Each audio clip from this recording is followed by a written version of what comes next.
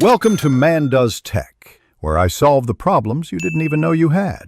You start now. Pick a flat, dry spot and remove rocks or sticks so the bag won't snag. Lay the sleep bag open, unzip fully, and shake it to restore loft. This increases insulation and comfort.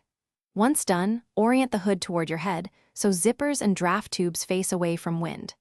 Make sure the bag's temperature rating matches expected conditions, and add a liner if you need extra warmth.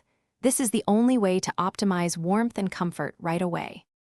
You now get in feet first, sliding gently so insulation stays lofted. Avoid sitting on the bottom for long because it compresses loft and reduces warmth. Once inside, align your spine with the bag's centerline so the draft tube and zipper run alongside your torso.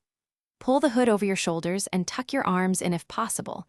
Then cinch the drawcord moderately, tight enough to trap warm air, but loose enough for breathing and peripheral movement. These steps keep heat where you need it. You finish by zipping the bag fully while leaving a small opening near your chin for airflow. Once warm, use a second zipper or vent to regulate temperature. Make final adjustments. Compress the hood for more warmth or open it a little if you overheat, and add thin layers rather than tight clothing for better insulation. If you feel cold or the bag is damp, immediately ventilate, remove wet garments, and use a dry liner or your partner's body heat. This troubleshooting tip prevents. Thanks for watching. If you found this helpful, don't forget to like and subscribe.